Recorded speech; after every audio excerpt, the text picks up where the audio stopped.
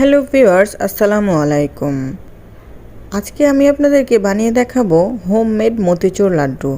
এটা এতটাই সোজা যে আপনারা একবার দেখলেই বাসায় বানিয়ে নিতে পারবেন। দেখতেও এত সুন্দর হয়েছে আর খেতেও একদম বাইরের দোকানের মতো। দেখতেই পাচ্ছেন কি সুন্দর হয়েছে। আমি ভেঙে দেখাচ্ছি, দেখেন কি সুন্দর ভেঙে যাচ্ছে। এই লাড্ডুটি এতই সহজ বানানো যে যে কেউ দেখলেই এটি পারবে। আমি এখানে 1 কাপ বেসন নিয়েছি। এখানে 1 চিমটি লবণ দিয়ে দেব।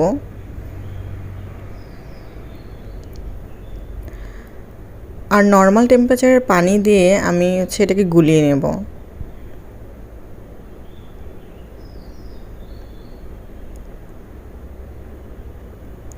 এটা খুব ভালো করে গুলে নিতে হবে যেন এর মধ্যে কোনো লাম্পস না থাকে। এটা এরকম হয়ে গেলে আমি এটাকে ভেজে নেব।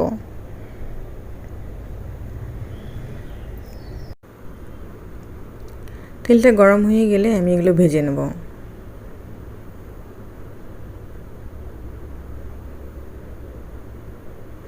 আপনারা যে কোনোভাবে এগুলো ভেজে নিতে পারেন।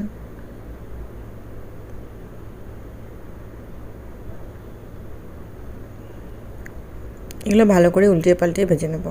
হালকা একটু কালার চলে আসলেই আমি এগুলোকে তুলে নেব।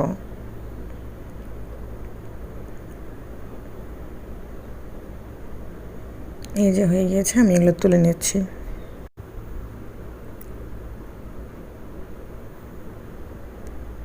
আপনাদের দেখার সুবিধার্থে দেখেন এভাবেও আপনারা ভেজে নিতে পারেন পিঠার মতো করে।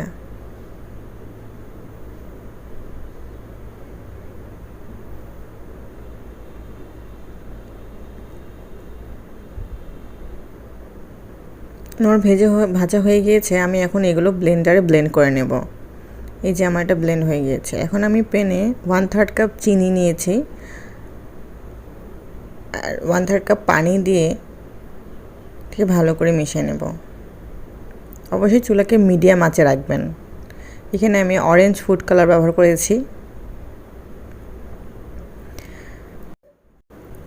এখানে সামান্য আমি এলাচের গুঁড়া দিয়েছি আর এখানে আমি ব্লেন্ড করা বেসনটা দিয়ে দিয়েছি। তারপরে নেড়ে চেড়ে ভালো করে মিশিয়ে নেব। তারপরে আমি এখানে 2 চামচ ঘি দিয়ে দেব।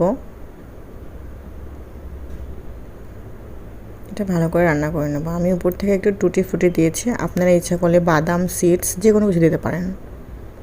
এই যে আমার হয়ে গিয়েছে। এখন হালকা একটু ঠান্ডা হলেই বা আমি গরমই করব এটাই। এই যে আমি গোল গোল করে লাড্ডু করে তৈরি করে নিয়েছি। দেখতেই পাচ্ছেন কত ইজিলি এটা হয়ে যাচ্ছে। এই যে আমার হয়ে গেছে লাড্ডুগুলো। এটা খুবই ইজি বানানো। আপনারা অবশ্যই বাসায় বানিয়ে ট্রাই করবেন। এগুলো একটু ঠান্ডা হয়ে গেলে অনেক সুন্দর দোকানের মতো হয়ে যাবে।